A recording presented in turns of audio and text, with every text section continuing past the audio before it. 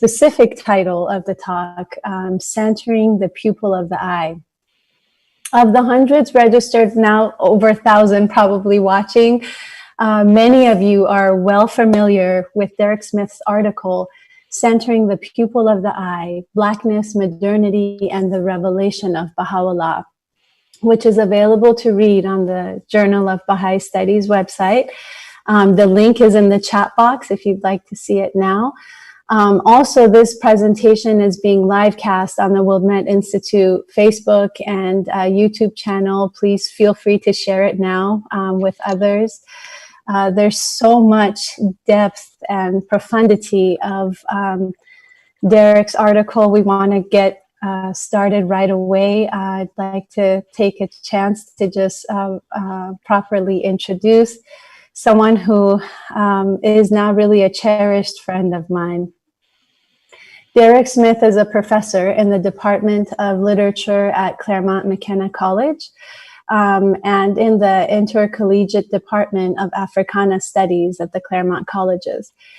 His work focuses on African American literary culture with a particular interest in poetry.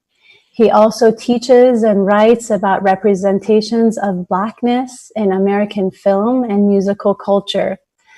In 2018, his monograph, Robert Hayes in Verse, New Histories of African American Poetry in the Black Arts Era, recently won the College Language Association's annual book award. His current scholarship focuses on the poetics of rap and the rise of the genre during the final decades of the 20th century, as well as the connection between critical race studies and the Baha'i faith. Smith regularly teaches courses in American prisons and nurtures activists' interests in prison studies and pedagogy. He and his wife, Narmeen, along with their children, Badi, Shiraz, and Bahia, live in Southern California, and oh, aren't we lucky that they do for the past 2 years. We were so blessed to have Derik and his family in Culver City to give a talk that, the house was packed and the impact was there for months of regular discussion on race unity thereafter. So without further ado, I welcome you, Professor Smith. Thank you so much for joining us today. Thank you very much, teacher, for that introduction. I really appreciate it. It's a great honor to be able to speak with you and to participate in these series of programs that the Wilmette Institute is offering. I'm really happy to be here, particularly in this moment in our particular nation's history.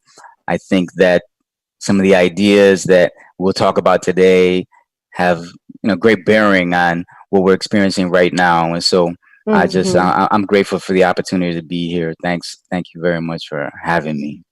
Thank you, Derik. Let's get started with what prompted you to write this essay. Well, I have a lot of interest in, let's say, Black cultural studies. And I've had that for a long time, primarily because of the context in which I grew up in. So I was raised in the United States Virgin Islands, and I was raised by parents who were very devoted to the Baha'i faith. And of course, at the core of the Baha'i faith is this principle of the unity of all humankind. And their decision to move to the Virgin Islands in the early 1970s, along with me as a newborn child, was based on the idea that they wanted to help establish the community and support the Baha'i community in that part of the world. And so I grew up in that part of the world with a very strong grounding in the principles of the Baha'i faith. But of course, in that context, this was also in the Caribbean. And in the Caribbean, there was a cultural inertia that led toward ideas of decolonization, right, in all of its various meanings. and there was a strong sort of Afrocentric kind of element to the culture that I grew up in. You can imagine, the reggae of, classic Bob Marley and so forth, and many other. From mental slavery. Exactly. Right.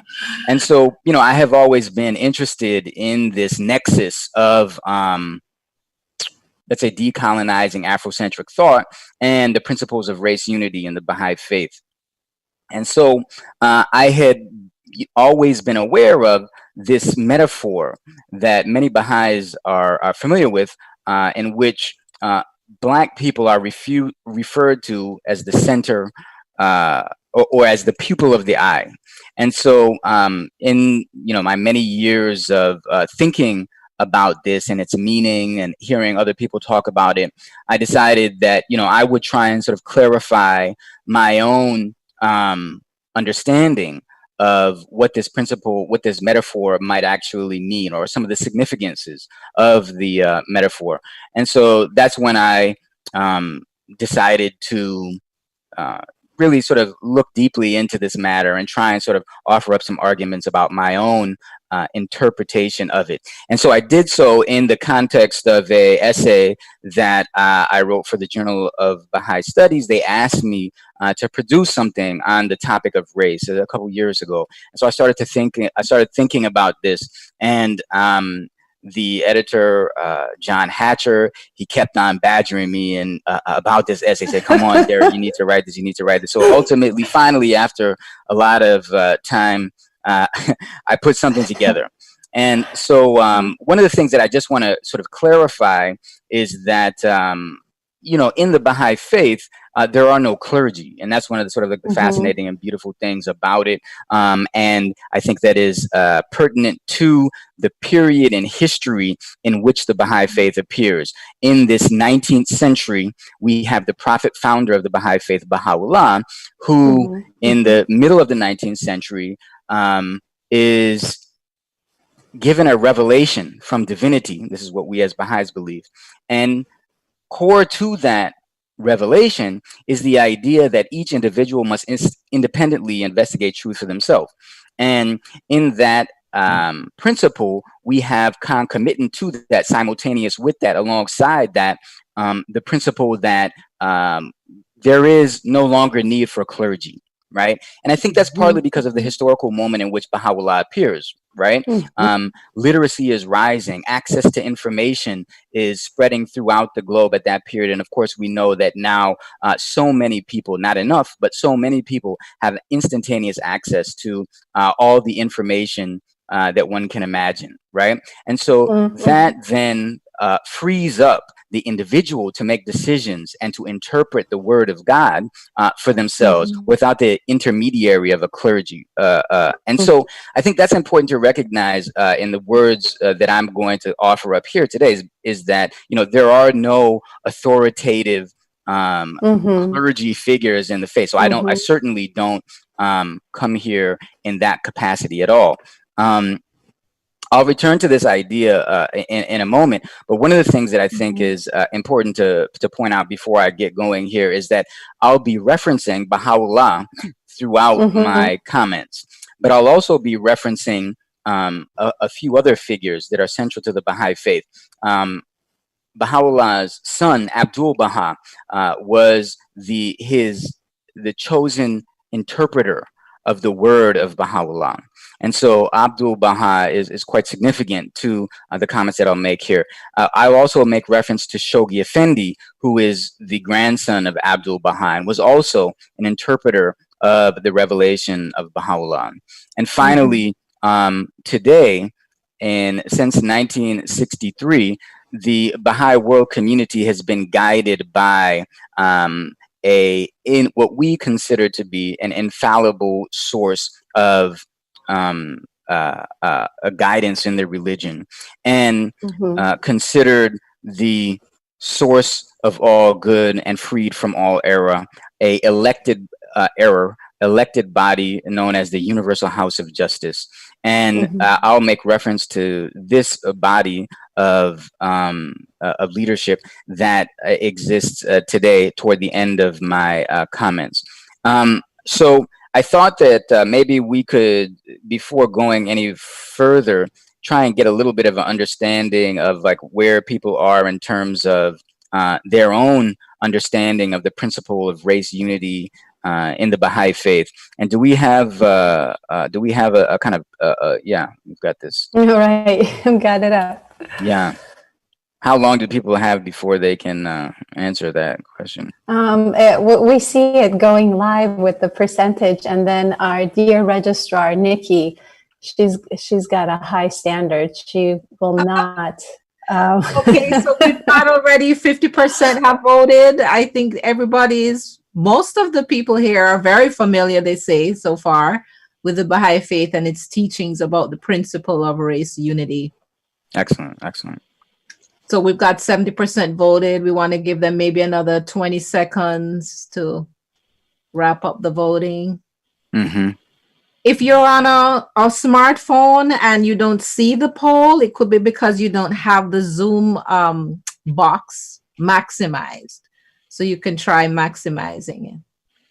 All right, 80%. Let's go for 90. I'll give you 5 more seconds. 5, 4, 3, 2, 1. All right. So we're going to share the results now. You should see that 89% are very familiar. 9% know a little bit about the principles. 2% have heard a little, but couldn't confidently state what Baha'is believe about this. And there's 2 people who don't know anything at all about the Baha'is and race unity. Please stay with us. At the end of this, you will know a lot more. Thank you. Excellent, excellent. So, all right. So, for those of you who are familiar with the principle of race unity in the Baha'i faith, I assume that you may also be aware of the metaphor that I use to sort of organize this argument in this essay. And Abdul-Baha, the son of Bahá'u'lláh, has indicated that Bahá'u'lláh is the origin of a metaphor about Black people that is quite profound. And in one of the selections from the writings of Abdul-Baha, we find this statement here: Bahá'u'lláh once compared the colored people to the Black pupil of the eye surrounded by the white. In this Black people is seen the reflection of that which is before it, and through it, the light of the spirit shineth forth. And so I'm going to be talking about that and trying to offer up again a kind of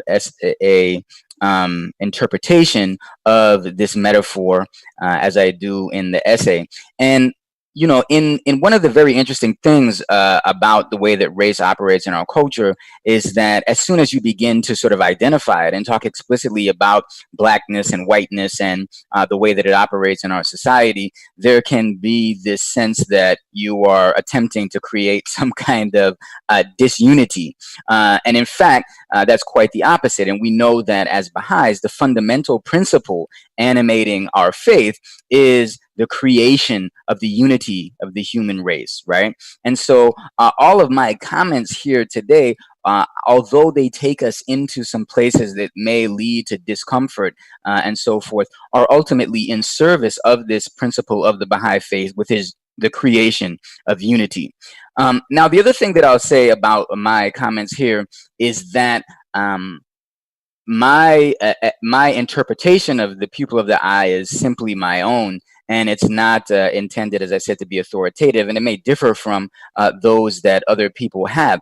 And so I see that as a manifestation of the fact that the Word of God is creative. This is what at one point Shoghi Effendi calls the Word of God creative. And I think that when we engage with that word, we are inspired with different understandings and interpretations, and we weigh those against one another, and we offer up those that we see most fit and most fitting for the historical moment in which we operate. And so I thought that it would be important in writing this essay to look at the metaphor in perhaps something of a new way. And the way that I wanted to do it is in keeping with something that Shoghi Effendi said, that people who are consider themselves scholars, I'm not so sure I consider myself a scholar of the Baha'i faith, but nevertheless, what we try to do is correlate the beliefs of the Baha'i faith with current thoughts and problems of the people of the world, right? And so what I've tried to do in this essay is really make that correlation in a way that is very current, right? And current with the discourses that are prevalent in the academy. And so the Universal House of Justice has asked Baha'is to always introduce relevant aspects of the teachings within the discourses that are prevalent to the social spaces in which we are present. And the social space in which I am present is one of the academy, right? And so I have tried to do this correlation between this principle of the Baha'i faith, this metaphor, this statement of Bahá'u'lláh, and some of the scholarly discourse on race that has emerged and grown in prominence over the last several years. And so that's why I wrote the essay, because I wanted to do that. I wanted to do this correlation. I wanted to bring together the sort of scholarly thinking on race and history and economics and intellectual history with this idea that Baha'u'lláh offers us, that Black people are like the people of the eye of humanity. Thank you, Derik. It seems that early on in the essay, you set up two ways of really understanding this metaphor better. One of them is like the instructive way of understanding, and one is more the instrumental way of understanding the metaphor. Could you start by unpacking it with us, maybe helping to, first understand the instructive aspect of the metaphor? Sure, I would love to do that. And I think also we have another poll question that could maybe some people are familiar with this argument in the essay, and we were wanting to find out how many people had actually read the essay before I jump into that. Nikki, is that possible to show that poll?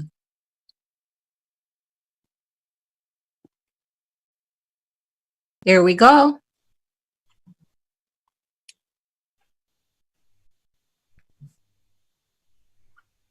You guys are on the ball. So this is a bit of a wider spread here of results. Quite a few people say yes, but there are also quite a few who didn't know there was an article or didn't know, where to find it. Read out the poll, please, for the social media folks. Okay, so the poll says, have you read Derik Smith's article about centering the pupil of the eye yet? And the answers are yes, or no, I meant to, but couldn't find it online, or no, I have been meaning to, but didn't have the time, or I started reading it, but did not finish. And lastly, no, I didn't even know there was an article. All right, so 85% have voted. I'll give just a few more seconds so we get majority of people voting here. There are a lot of people in this room. 411 have voted. Wonderful. Okay, I'm going to end the polling now and show you the results. So 43% didn't know about the article. 25% have been meaning to read it, but haven't done so yet. And 17% have read it. So thank you. Thanks, Nikki. And that's really helpful to me because I think that, my comments here are they're totally derived from the essay. But of course, as I'm speaking extemporaneously and so forth, it's not going to be as precise and maybe not capture all the elements of the argument that I sort of laid out in that essay. So I do encourage, if you're interested in this idea, to read the article, because, I may not do a very good job of representing it here, but I'll try my best. So back to this question that you asked, teacher, about the way that I've set up the interpretation of the people of the eye. I think that there are two ways that I wanted to look at it, and one is an instructive meaning, and another is an instrumental meaning. And I'll get to the instrumental meaning later on, but let me just say that I think that by calling Black people the pupil of the eye and putting them at the center of the figurative body of humanity, there is an instruction that that is embedded in that metaphor. Oftentimes, Baha'u'lláh would compare humanity to a human body, and I thought that it was quite telling that in this metaphor of the pupil of the eye, he put Black people at the very center of one of the most significant apparatuses in sensory apparatuses in the human body, right? And so we know that without vision, it is the experience of the human body is quite impaired, and we also know how central the eye and vision is to human experience. So why is it that Baha'u'lláh would put Black people in that metaphorical space? This is one of the things that I was interested in.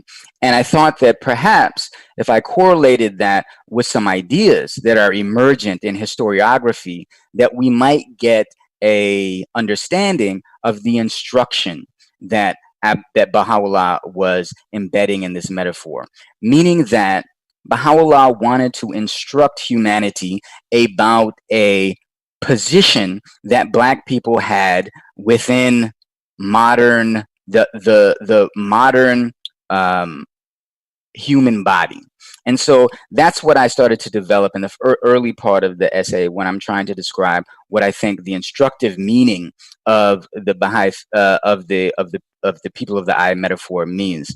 And I will say that what I believe is, or one of the ways that we might interpret the metaphor, is that Baha'u'lláh was telling us something that historiographers are beginning to make clearer and clearer as we look at the history of the world over the last 300 to 400 years, in the period that scholars often call modernity, the modern world. And that, in fact, it's very telling that Baha'u'lláh puts people, Black people, at the center of this sensory apparatus in the human body, because Black people in the history of the modern world, as it has often been told, have been absolutely marginalized, right? Have been shunted to the periphery of any considerations of history. That has been our way of understanding the contribution of Black people to the modern world, as secondary, as peripheral, as perhaps not very important. And so I want to sort of talk for a moment about history through a story. And this story comes out of my own life. Shortly after my wife and I were married, we made a trip to visit my mother's family in Germany. My mother was born and raised in Germany before coming to the United States. And while my wife and I were there, we were quite interested in seeing some of the concentration camps that had been restored to remember the Holocaust that had occurred in the mid 20th century. And I asked my family if they would take us there to some of these sites. And every time I asked during this trip, I was rebuffed in some way, or the question or making some firm plan to do so was evaded, right? And I think that was because of the difficulty of engaging with this very violent, this very horrific element of the German past. And so my family members would tell me, there's much more important things and much better things to understand about Germany than this. And so we ultimately were unable to make a trip to one of these sites of extermination in Germany. And so that has always prompted in me a kind of interest in that element of my own past, you might say, and of human history in the 20th century. And so I have read, from time to time about this period and trying to get a better understanding of the history of the Holocaust in mid 20th century Europe. And one of the books that I explored was this one called Bloodlands by a professor of history at Yale. It's about Stalin and Hitler during this period of World War II. And I came across something in this book that kind of startled me in a way that I hadn't quite imagined would happen, right? Because I'm here quite interested in European history at this point when I'm reading this book. But I came across this one moment in Snyder's argument where he quotes from the writings of Hitler. And Hitler imagined that as his Nazi empire moved eastward, that it would be modeled upon the conquest of the United States. And so there is a moment in one of Hitler's writings where he says that in the East, a similar process will repeat itself for a second time as in the conquest of America.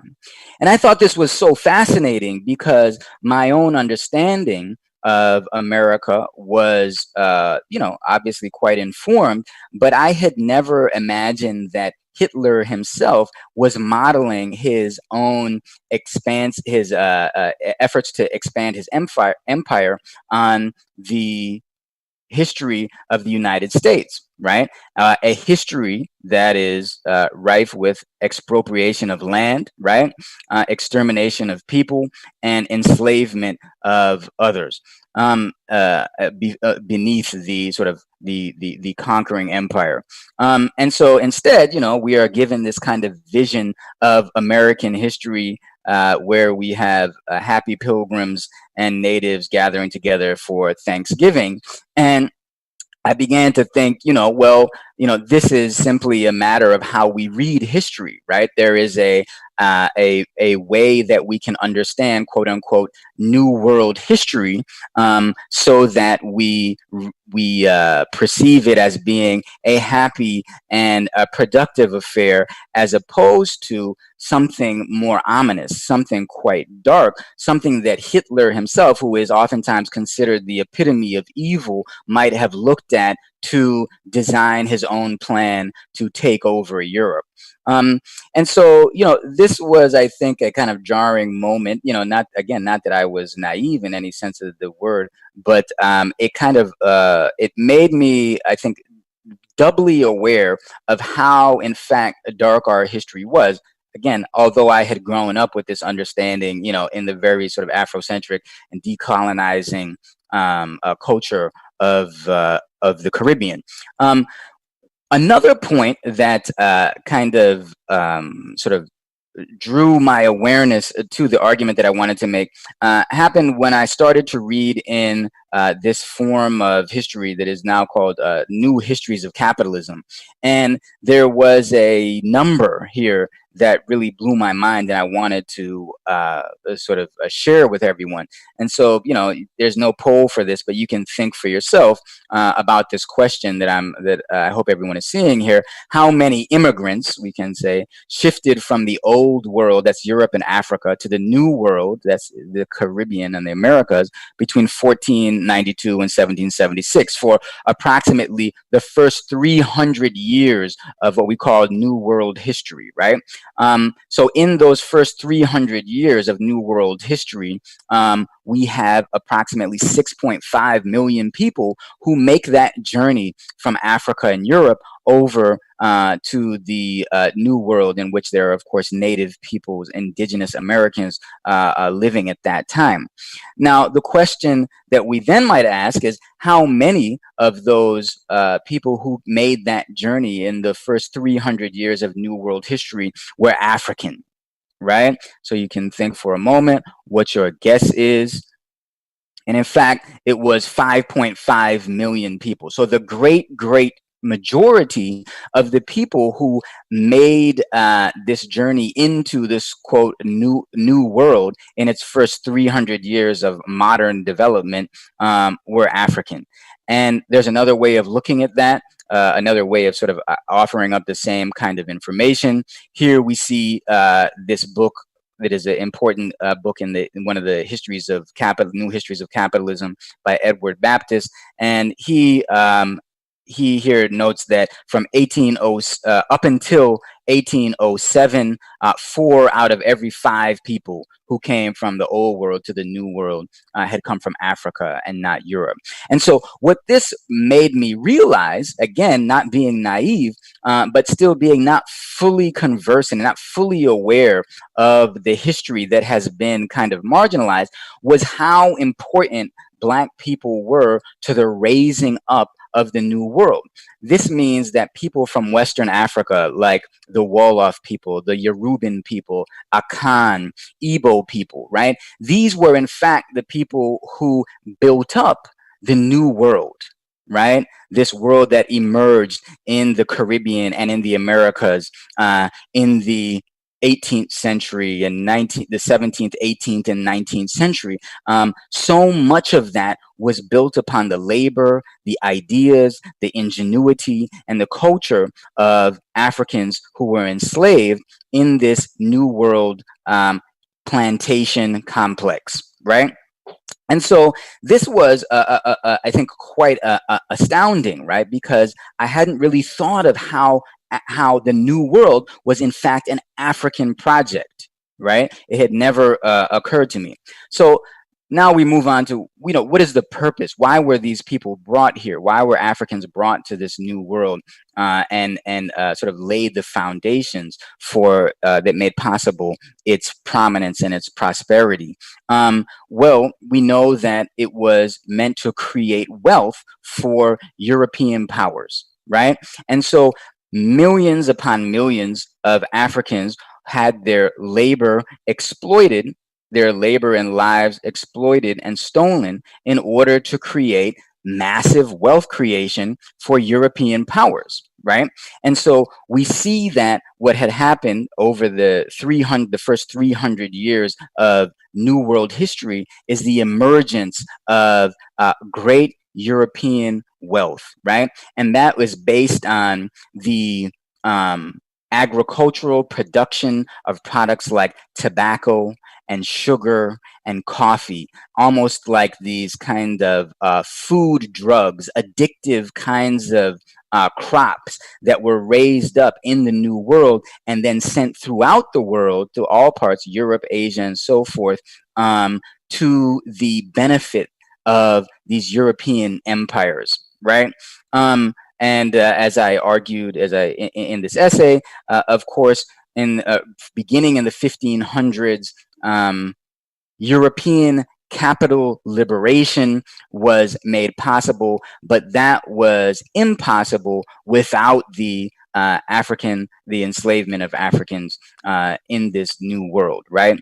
And so the thing that I think is quite profound about that is that so much of the European wealth and opulence that we have grown to admire is actually the product of this great labor that had been undertaken by Africans in the New World. So if we think about one of like the most sort of prominent, most visited places for tourists when they go to Paris, the Palace of Versailles, this was built primarily in the 17th century, right around the time when France became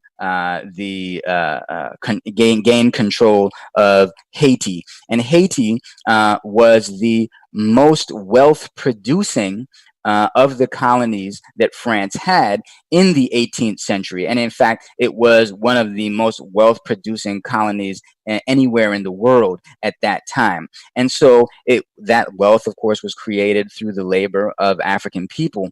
And then that wealth was propagated and generated and deployed in European metropoles, right? In places like Paris. And so one of the things that I think is fascinating is that if we actually look at something like the grandeur of the Palace of Versailles, in fact, if we are to look with the inner eyes, our inner eyes, the eyes of reality, what we would see is the labor of millions upon millions of Africans who had produced the wealth that made possible this kind of opulence, right? Oftentimes we don't see that, but in fact, that is what we should see. I think it is also telling to note that in Haiti, you had the emergence of the first actually true free democracy in the Western world with the Haitian Revolution that occurred at the beginning of the 19th century. And that since that time, the economic power of Haiti has steadily waned until the point that we see it as today, as the poorest nation in the Western Hemisphere and the first Black nation in the Western Hemisphere as well. And that is a result of a kind of exploitative economic system which has been put in place to make sure that, Haiti and this Black nation did not prosper. The point, though, that I want to make is that it was from this labor that Africans produced that something that historians call the European miracle or the Great Divergence occurred, right? And this is when in the 17th, 18th, and 19th centuries, we had the creation of a great leap in the standard of living and in the wealth creation that occurred in Europe. And that has been called, as I said, the Great Divergence, right? Because there, Europe diverged from the rest of the world in terms of its standard of living. It is considered a miracle because for, the previous 10,000 years of human civilization, all people essentially lived at the same, or most people lived at the same level of material prosperity. And then in this period, right after the Enlightenment, in the 17th and 18th centuries, we have this explosion of wealth and power and material wherewithal in Europe. And that leads to the Industrial Revolution, where even more divergence is created. Now, what we don't see when we look at that is the role that Black people played in the divergence that occurred in the Industrial Revolution. Okay, what we don't see is the central way in which Black people contributed to the material prosperity that was born in that period. And so this brings me back to the idea of Black people being the pupil of the eye at the center of the body of humanity. And so in this period, we have the emergence of a new humanity, which is capable of so much more material advancement. Right? Oftentimes, we solely attribute that kind of material advancement to the great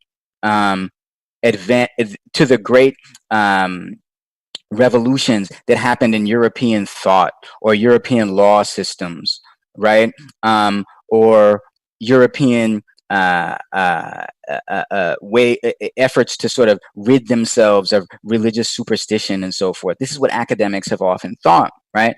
And in fact, what we miss is the way that African labor made all of this possible, right? And so African labor was at the center of this creation of New World modernity. And so I tried to argue in this essay that perhaps one of the reasons that Bahá'u'lláh gave Black people this metaphorical position at the center of the human body was to instruct humanity on the central role that Black people played in its operations. That was one of the ideas that I thought could be quite important. Now, if we get to the Industrial Revolution, what we see then is the emergence of America as an economic power that comes to the fore in the 19th century along with the Industrial Revolution. And so here's a quick question that probably some of you will know the answer to. What was 19th century America's most wealth generating export?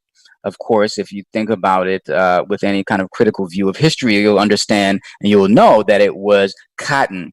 By far, far and away, the most important kind of the most important product that was exported from the United States, the raw cotton, to factories in Europe, textile factories primarily in Britain, to be processed in these new factories that were emergent with the Industrial Revolution, and which kind of, again, created more and more wealth for Europe, and then for America as it grew economically on this product of cotton, right?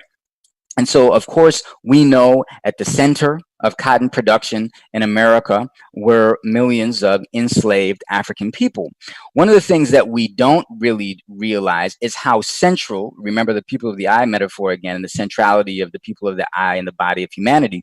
One of the things that we don't realize is how central cotton plantation in the South was to all of American economy. It wasn't a peripheral kind of economic activity. It was at the very heart of not only the American economy, but some would argue of the world economy. So if you were a cotton plantation owner in the early part of the 19th century, and you were trying to expand your ability to make profit in that era, what would you do?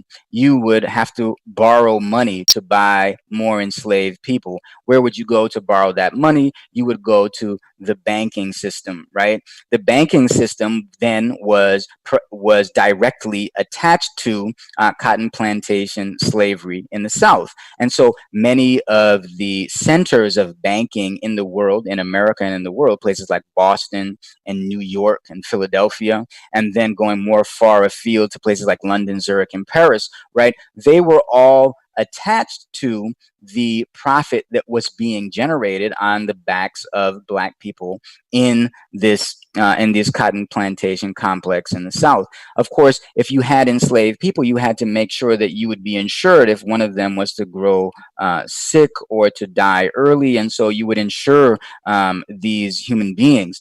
That then sort of makes us understand the way in which cotton plantation slavery was integrated into the insurance economy. Of course, there was shipping that had to be done, textiles that were produced, and there was even the marketing of various businesses that were associated with cotton production. And so at the center of all of this, right, are enslaved Black people who, in their labor and that was stolen from them, gave life to the American economy in a way that is absolutely marginalized in most official histories of the United States. We never come to recognize how key, how fundamental the labor was. Instead, we are given narratives about, American ingenuity and the frontier spirit, so on and so forth, as though that was the way that America came to its greatness. In fact, where we really have to look if we want to understand the material and economic wealth of America today is in the South, in the late 18th and beginning of the 19th century, where slavery was the most important activity that was occurring in the U.S. economy at that time. It is similar to, and we don't recognize that in our world today, right? Many people don't. If we look at a great oak tree, like you might imagine America and the American economy as a great oak tree, what we find it very difficult to understand and what we find it very difficult to see when we look at that oak tree is the seed that gave life to it, right? And in fact, it was that Black labor stolen that gave life to, that was the seed of this great oak tree that we have today. It was at the center, that Black life and labor was at the center of the American economy, and which we know is at the center of the world economy today. So by transference, we understand that the world economy today, tethered to the American economy, is in fact rooted in that labor produced by Black people in the 18th and 19th century in America, and going forward after that as well. Wow, that was a lot. So that's the instructive meaning. That's what I'm saying. So Bahá'u'lláh, it was instructing humanity about the centrality of Black people by putting Black people in this central place in the metaphorical body of humanity. Mm-hmm. Thank you so much, Derik. There is so much to digest from the first aspect of the metaphor, but I know we have to keep it going because there's questions already coming in. So what about the instrumental? And when you get ready to answer that, just for practical reasons, I was thinking about how to take the other panelists' boxes off so that we could see you better, Derik. But I guess no, we see you just fine. But it might be easier for our audience if you would like to see the slide and then see Derik speak. You can just go to the upper right part of your Zoom account and go back and forth if you wish. I wish there was an easy way to just take us off, but with the question and answers, it'll be a little more difficult. So my screen is being shared, right? So that may mean that we fine. see the slideshow, we see you. I just wish that our boxes weren't there and it would just with the slide. To all of our Zoom attendees, what you want to check is your speaker view versus gallery view. That will help you see Derik a little bit better. Does this change it at all? Nope. What I've done You're good. now? You don't have to do anything. Nope. Okay. No, You're perfect. Thank you. I just needed Boyd to say the right words. Thank you, Boyd. You're all good. I appreciate it. Okay. So back to the analogy, what would be the instrumental aspect of the analogy? Okay. Yeah. So the instrumental meaning of the metaphor is very much related to the instructive meaning that I've tried to sort of lay out here. So the instructive meaning puts Black people and their labor at and also culture. I don't have time to get into all that, at the center of the metaphorical body of humanity. And of course, that was an incredibly exploitative, violent kind of role that Black people had to play. And so that gets us into the instrumental meaning of this idea of Black people being the pupil of the eye through which the light of the Spirit shineth forth. And in order to sort of really understand, I think, this metaphor and in all of its depth and profundity, one of the things that we would have to do is really go into some of the less countenanced, more difficult things to look at. And oftentimes when I do this, I give this metaphor myself, a kind of anecdotal metaphor that I've told many times to my kids. My kids hear it often, and they roll their eyes every time I tell this story. But there was one night when I had lost my keys out in a parking lot, and it was very, very dark out there. And I started sort of looking for my keys underneath this lamppost. And as I began looking for the keys underneath the lamppost, many people saw me and they tried to help me, and we were all looking. And then all of a sudden someone comes up from behind and she says to us, what are you all doing there? Why are you looking so frantically underneath this light post?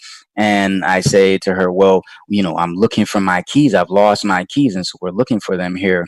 And she says to them, well, did you lose your keys right here underneath the lamppost? And I said, oh, no. I didn't lose my keys here. I lost them out there in the darkness, right? But why would I want to look there in the darkness?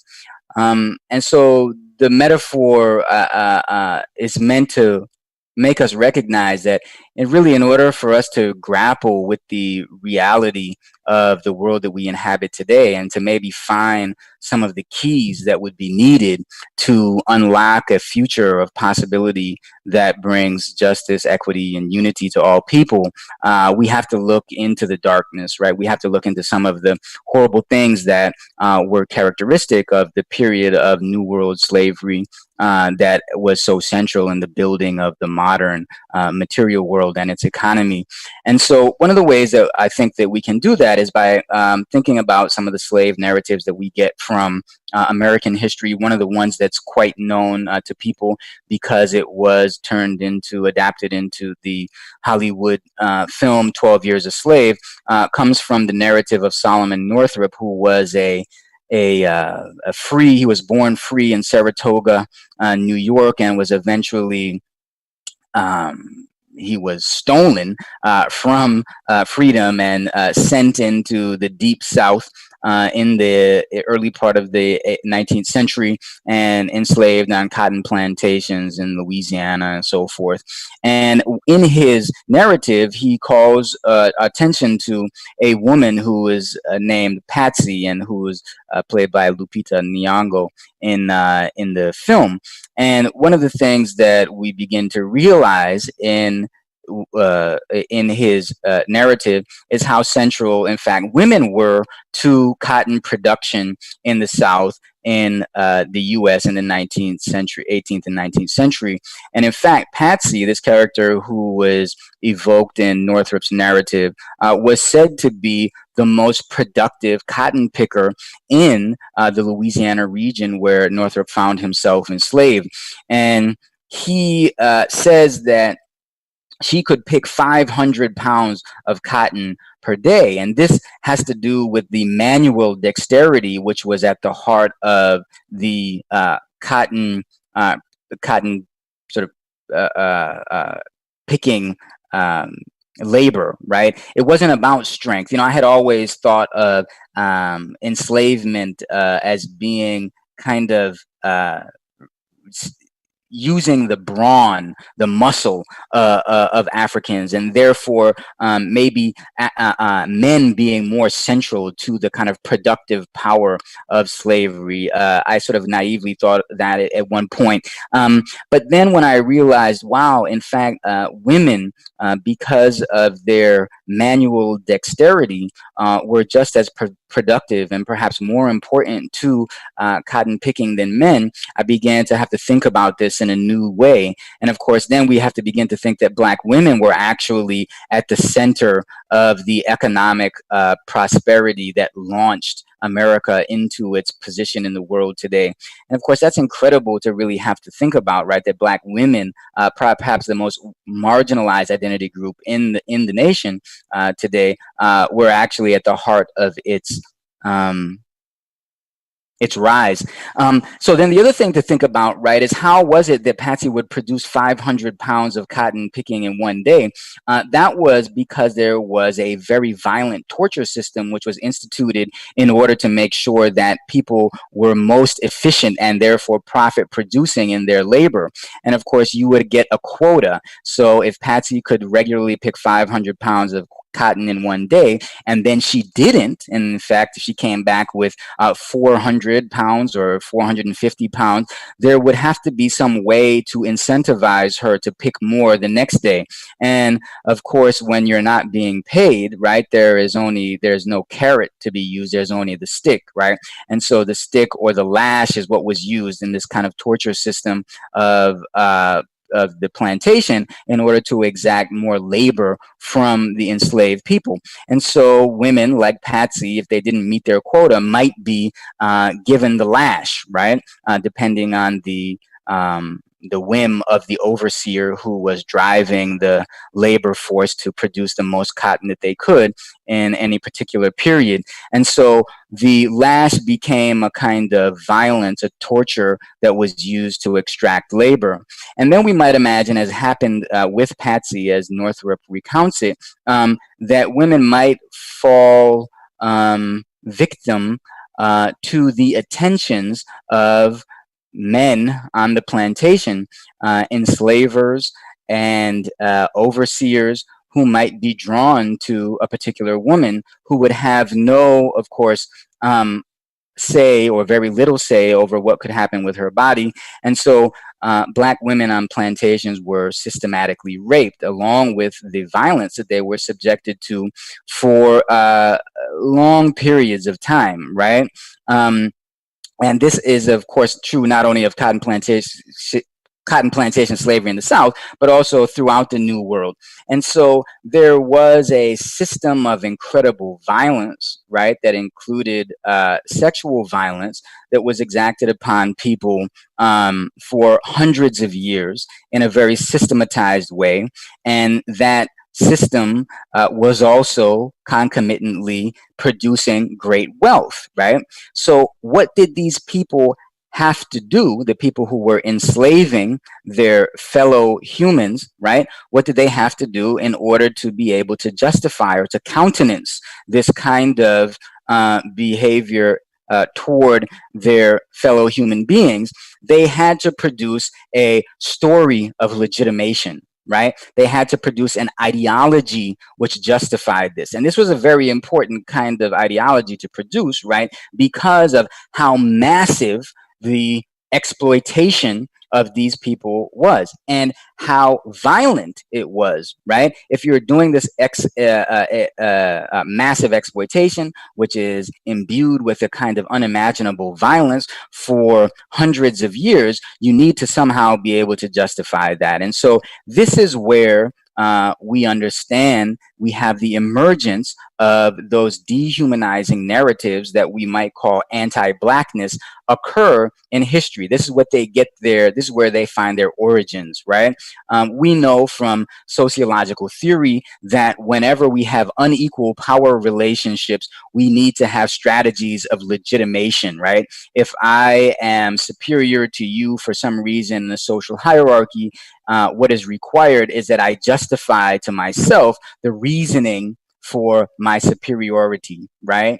And so those who exploit will always try to justify their exploitation of the exploited. The same thing, of course, occurred with those who were enslaving, justifying their enslavement of other human beings. And so one of the most efficient ways of doing that, of course, is to create a stigma, attach stigma to the group in which you are, to the group that you are exploiting. And that stigma we might call, in the case that we're looking at right here, anti-blackness, anti-blackness broadly conceived, so that Black people were thought to be the symbol and the site of Black lack, of human lack, of human sin, of human deficiency, of every negative manifestation of sort of human reality that we can imagine. It was concentrated and directly sort of kind of put into the symbol of Blackness, right?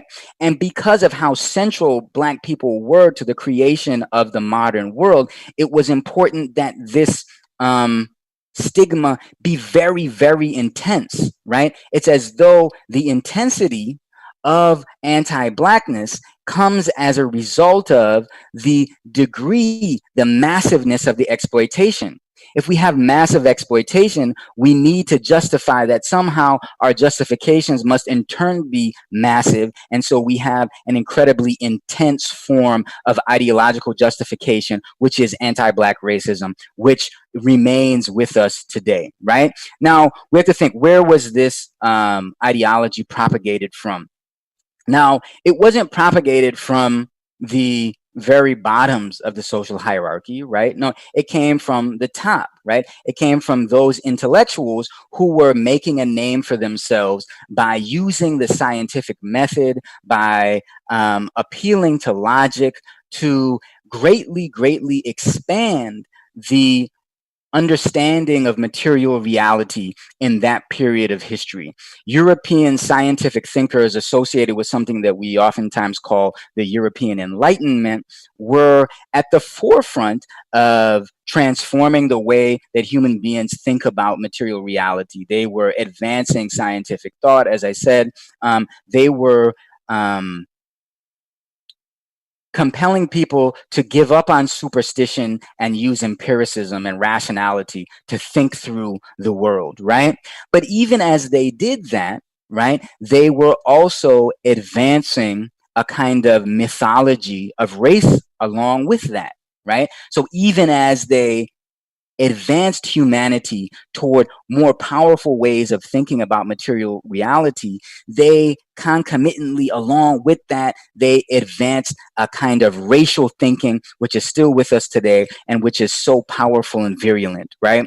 So propagation of anti-blackness was coming from the very top of the intellectual hierarchy of the Enlightenment period of the 17th, 18th, and 19th centuries. And so, for example, I will draw attention to this figure of Diderot, one of the most important members of what they call French salon culture in the 18th century, who was central to the putting together of the first, like, really one of the first comprehensive encyclopedias, in which he and his fellow contributors tried to gather together what they thought was all of human knowledge and put it in one central place that could then be disseminated throughout the world so that more and more people could understand material reality more effectively. And so this was a great kind of advancement in empiricism and rational thought, and it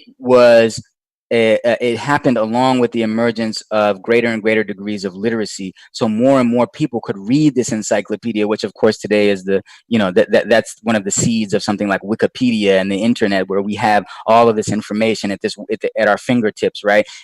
You can trace that back to some of these efforts by these Enlightenment thinkers. So they were disseminating ideas throughout the world, but as they did that, they were propagating ideas of anti-blackness as well.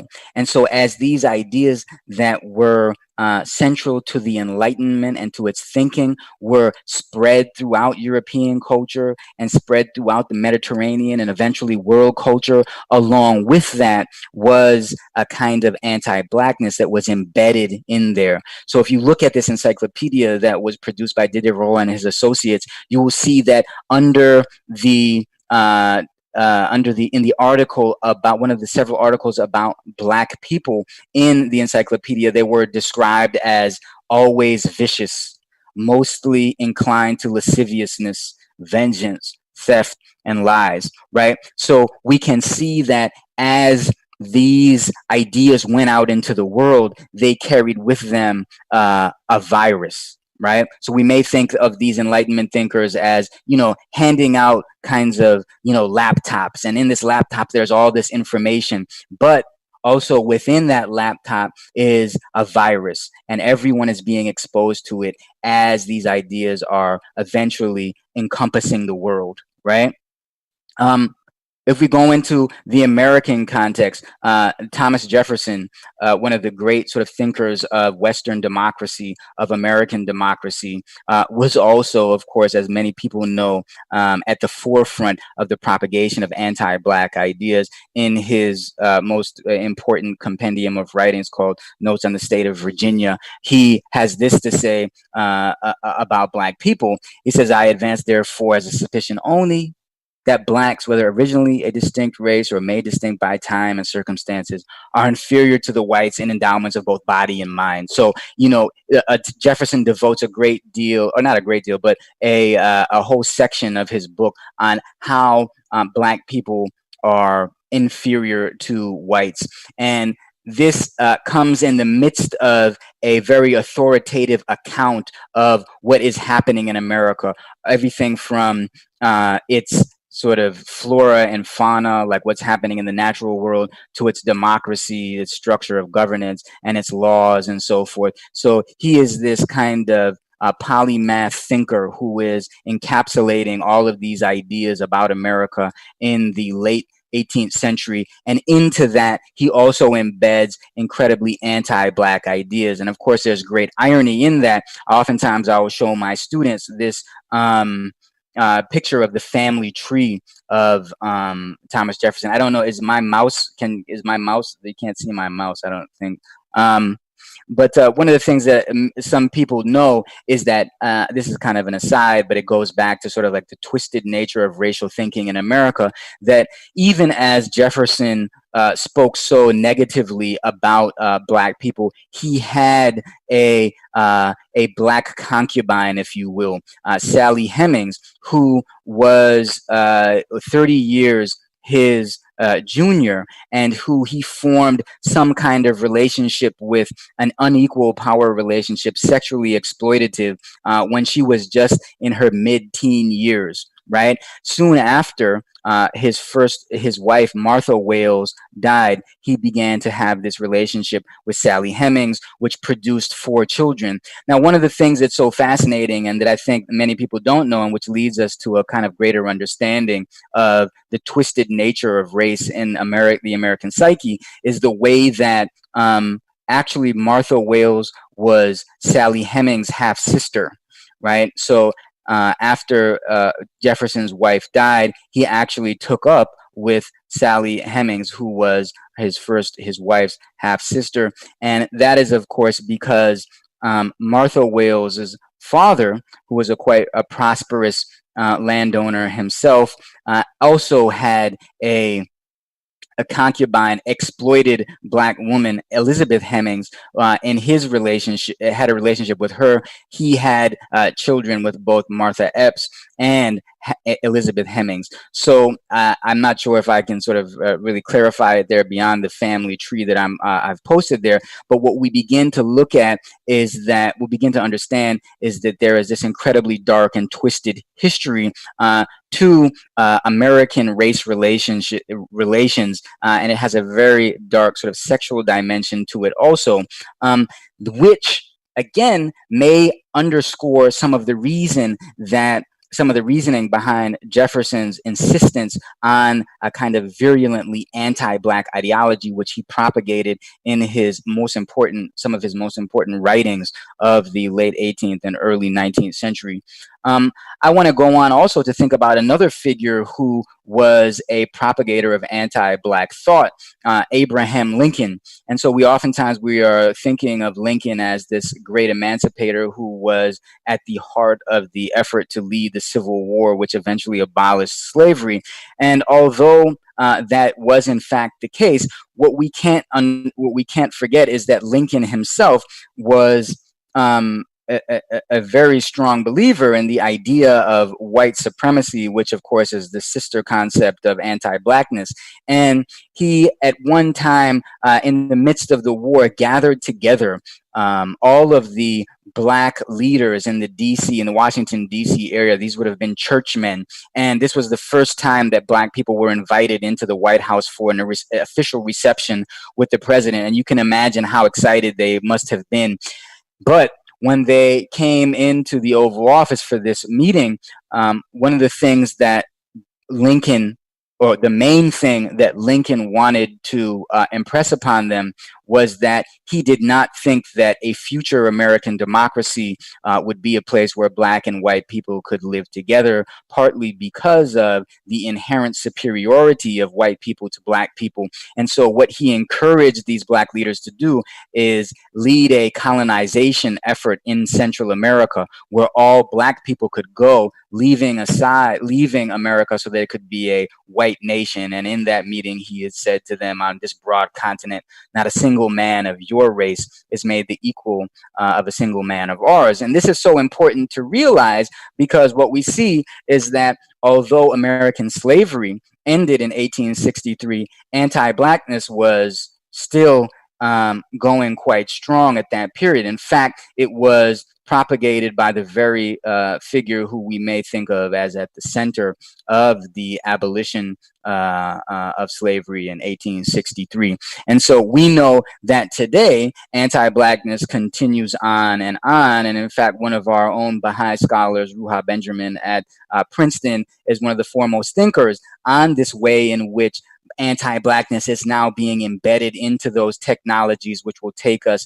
not only, out of the 21st century, out of the 20th century into the 21st century, but beyond, right? This is the way that anti-blackness is insidious to the culture. It cannot be eradicated simply by the eradication of institutions such as slavery. And this also brings us to back to Bahá'u'lláh, and this, I know this was a long preamble, but to the instrumental purpose of the pupil of the eye metaphor. Now, the pupil of the eye metaphor may be understood in a variety of ways. In fact, my aim is not to get into the details and the niceties and to all the symbolic meanings which may be invested in this metaphor. Instead, what I want to do is emphasize that what Baha'u'lláh did in the 19th century was entirely radical, in that however we want to interpret the metaphor, we can only understand it as a favorable one, of one that gives special elevated status to Black people. In the 19th century, there was practically no peer in this regard. There was no person, no figure, no social reformer who was giving Black people this central special status in the body of humanity. And therefore, what I call this in the essay is a moment of epistemological rupture. Epistemology is the study of knowing, is the way of our ways of knowing. And what Baha'u'lláh does in this metaphor is give us a brand new way of perceiving race, something that had never been done by any thinker before. And so there, in this way, we understand that the pupil of the eye is an instrument through which we overturn anti-Blackness. Baha'u'lláh was saying, if you, in the mainstream of intellectual thought, are believing that Blackness is the site of lack, is the site of deficit, if you want to follow my path, if you want to be on my team, so to speak, what you need to do is turn that over on its head, completely overturn that ideology, so that when you look upon Blackness, you're looking upon light. You're looking upon all the qualities of spiritual potential which are available to any human being. This is why the pupil of the eye metaphor was so critical to my understanding, right? It's because of its historical context in which it totally revolutionized racial thinking of that era. The other thing that we have to take note of here is that this idea that Blackness is, in fact, beautiful and is the site of spiritual elevation, it demonstrates to me the singularity, the uniqueness of Baha'u'llah's thinking. There were many social reformers of that period of the 19th century, many people who, based on Enlightenment thinking, figured out ways to improve society. But even the most advanced thinkers of that ilk, of that social reformer mold, none of them had given Blackness this elevated status. To my mind, this puts Baha'u'lláh in a category apart from the other Western or Eastern thinkers that we encounter at that time, right? It is, to me, a sign of the divinity of his mind, the way in which this mind could encompass all of human history and understand the instrument that would be needed to bring about, ultimately, the unification of the human race. Right? What we have to understand is that the principle that guides all of the teachings of Baha'u'lláh is that of the unity of the human race. How would it be possible to bring about that unity when 1/5 of the humans, 1/5 of our world population, right, has been stigmatized with this incredibly powerful and virulent ideology? The coherence, the unity that we must someday achieve is only possible if we can do away with that stigma. Baha'u'lláh gives us the metaphor of the pupil of the eye in order that we may begin to look upon Blackness is as absolutely equal with all other aspects, with all other manifestations of the human reality. And that then allows for the convergence, the eventual healing of the rupture and fragmentation that has been created by racial ideology in the modern world. That's the instrumental right there. It's an instrument for overturning Blackness, right? Anti-Blackness, and for leading us to the condition of human unity, which is the ultimate purpose of Baha'u'llah's revelation. Oh, thank you so much, Derik. When we think of it as an epistemology of just looking at the world and knowledge, that's one level, right? The first explanation you gave. And then now when we think about the instrument, it's even an instrumental tool for, we know that the Baha'i writings talk about how the whites have to get rid of their sometimes inherent sense of superiority. How can they do that without this instrumental understanding of, the writings of Baha'u'lláh about the pupil of the eye?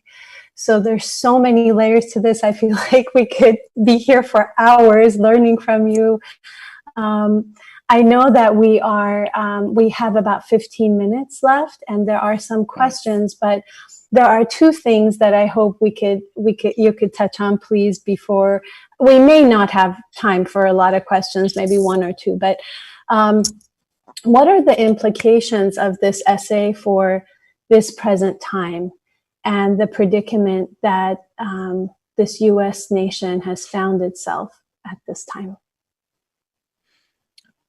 Yeah, thanks for that. I mean, I think that there are a few things that that we can sort of, correlate here, right? One is that in this particular moment, this very moment, I feel is a moment of hope, because it's for the first time, I think, in many people's for the first time in the history of the nation, there seems to be a growing awareness of the devastation that has been produced by anti-Blackness, right? And I think that what we might do in terms of a correlation of this concept of the pupil of the eye and this moment that we are experiencing right now is seeing that this devastation produced by anti-Blackness has also compelled us to think about Blackness as a problem, right? As a problem for the culture, as again, a site of deficit, right?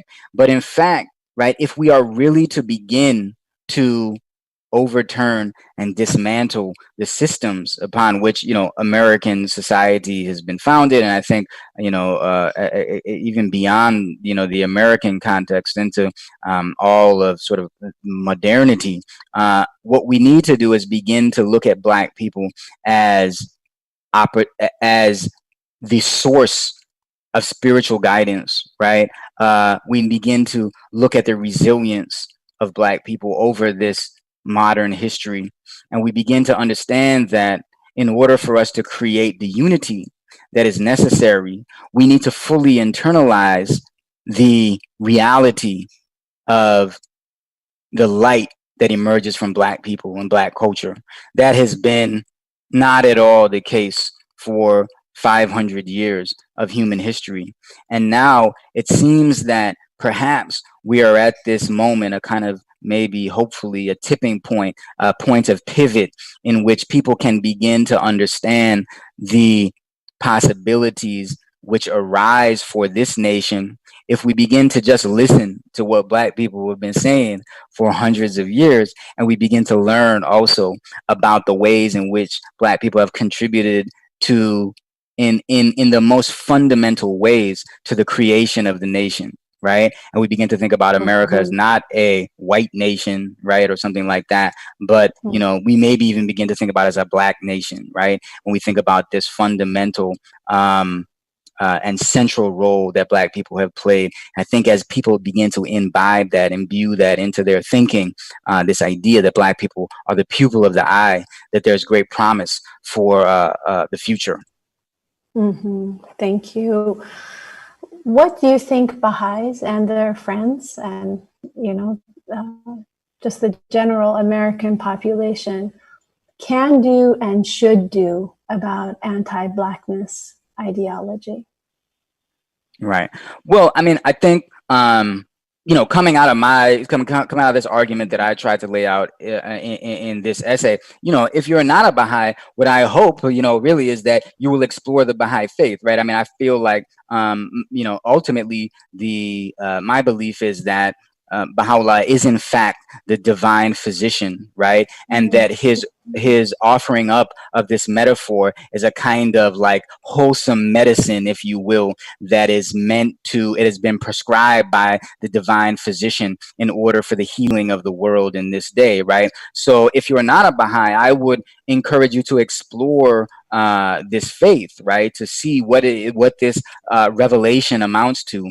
How is it that this individual could have had such a wide-ranging and revolutionary perspective in the era that he lived in the 19th century? I think in my own mind is because he is the bearer of a kind of infinite divine wisdom. And so I would encourage people who are not Baha'is to, look at that.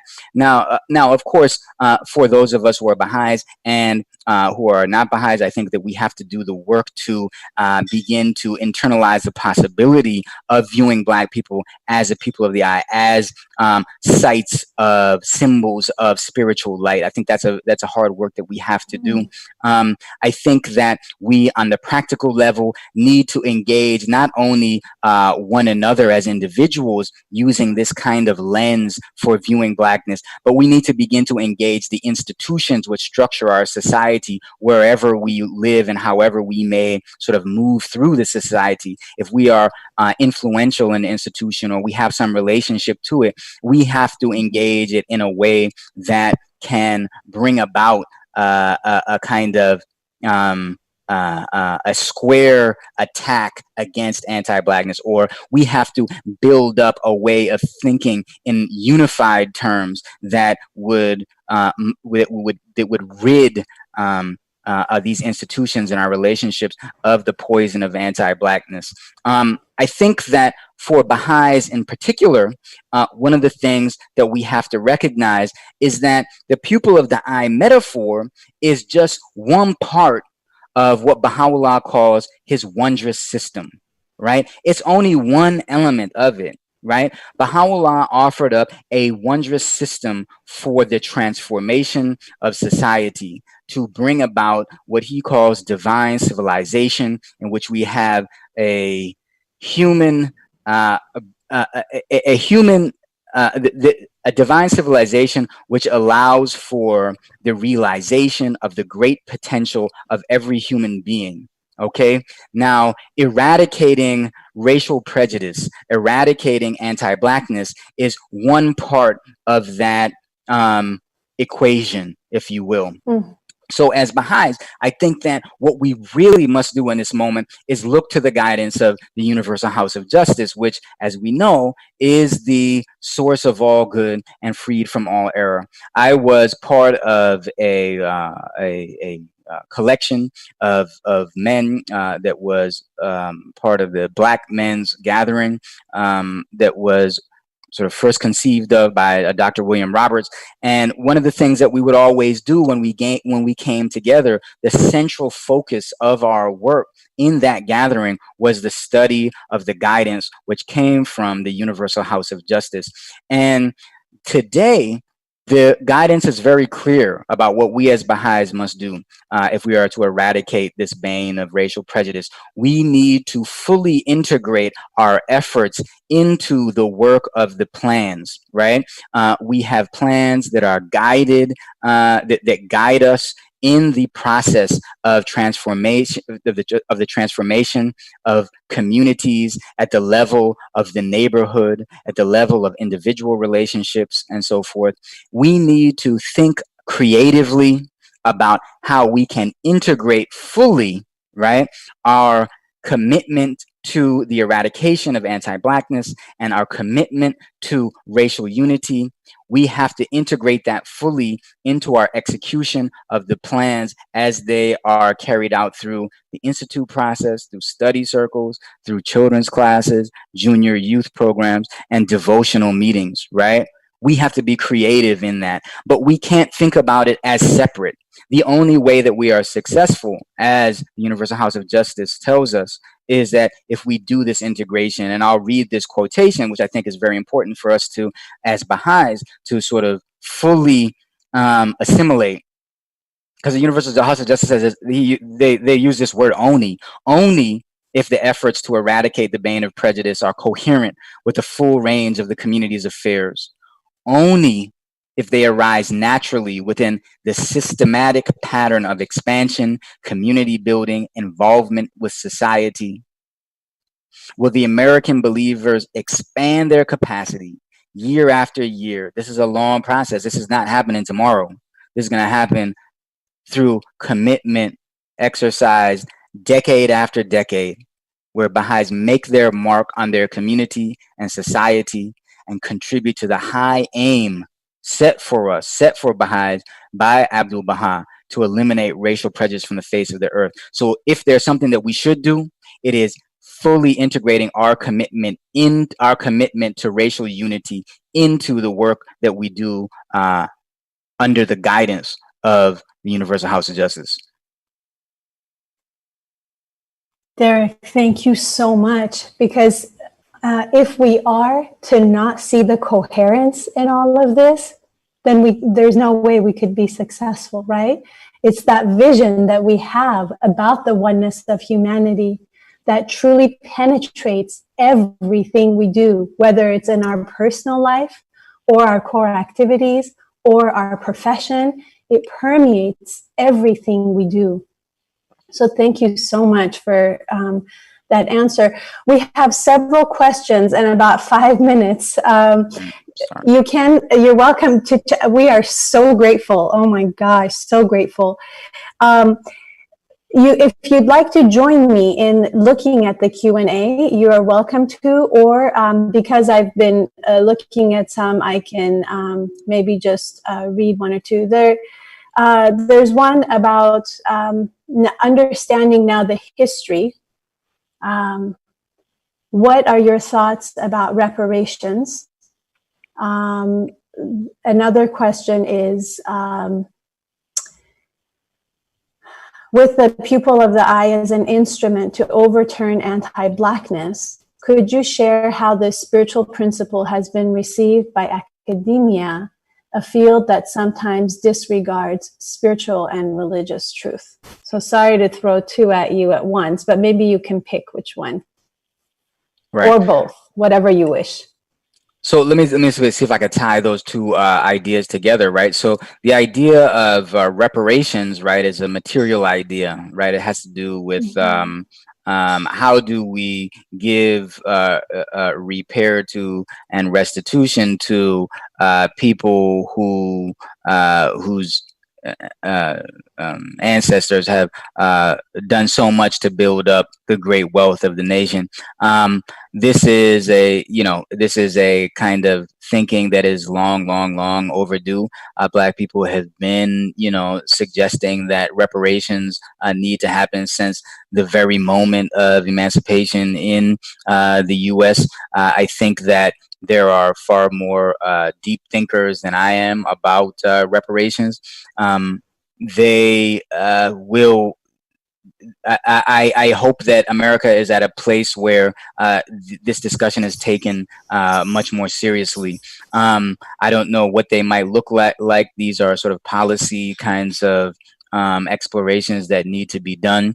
I think, however, that material reparations need to be tied to, or that ultimately they must be they must be girded by a spiritual commitment to the oneness of humanity and a recognition of the full humanity of of all human beings and of Black people in particular, because we might be in a situation where reparations occur, but anti-Blackness persists, right? And we know that as long as anti-Blackness persists, that we will have a replicating and restructuring of conditions in society which are deleterious to Black life, right? So there is, on the one hand, a need for reparations, but then there is also this need, as Baha'is believe, to look at the spiritual principles which undergird the problems that are material and economic in nature. So that has to be addressed, right? Mm-hmm.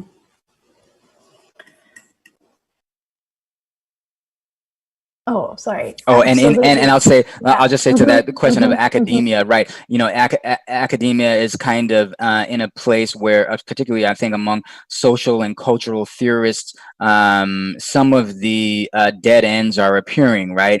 We are recognizing that despite our decades-long efforts to think about and theorize a way forward for Black people and Black life using simply material ends, that unfortunately very little has been accomplished, right? And so I think that although academia in the past has been resistant to the inclusion of the spiritual dimension, and is in some ways it's almost foreign to that sphere, I believe and I hope that as we progress and we see the kinds of limitations of a purely material analysis, that there will be room for the inclusion and the infusion of spiritual thinking into the kind of the analyses that come out of academia.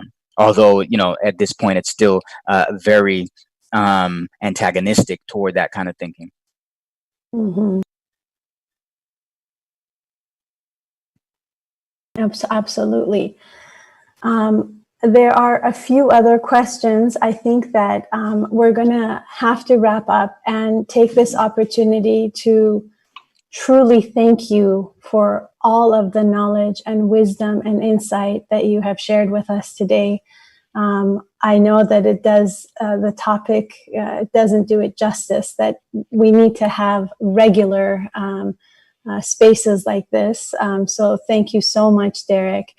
I wanted to also just say that for the Wilmette Institute, if you are interested in studying anti-Black racism, our course, although capped at 100, has a waiting list. And as you sign up for the waiting list, it enables us to see what we have to do to offer it more often and to get the necessary human resources.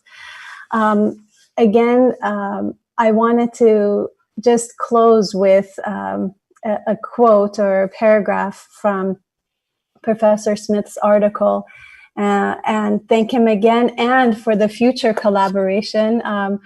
We will have our next webinar, hopefully, in the coming months on the prison industrial complex.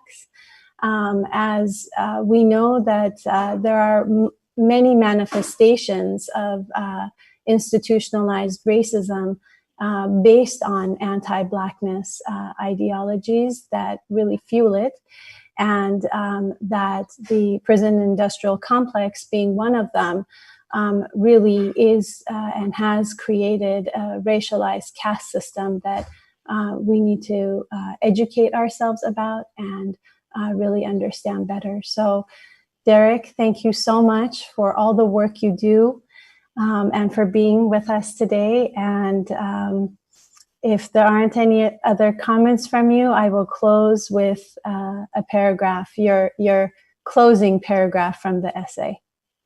Yeah, let me just say thank you to, again, to Wilmette Institute and to you, Chitra, for having me here. I really appreciate the opportunity to speak more on this topic. So thank you very much. Really grateful.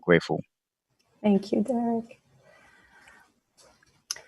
Through his pupil of the eye metaphor, which adamantly centers Black life in the figurative body of humanity, Bahá'u'lláh acted as a social physician, prescribing a spiritual and social concept that must be regarded as something more than a gesture of comfort or solace for a historically burdened people. Baha'u'llah's specific and explicit refutation of one of modernity's most hateful and divisive social ideologies is an instructive prescription addressed to all humanity. Surely the condition of oneness that is global, society's highest and most urgent aspiration, is impossible without the universal internalization of the medicine that Baha'u'lláh has loaded into the pupil of the eye metaphor. So brilliantly stated. Thank you, Derik. Thank you, Wilmette Institute. Thank you for all of the people who tuned in today, and we hope to see you at the next webinar. Thanks, teacher. Thank you. Take care. Bye-bye.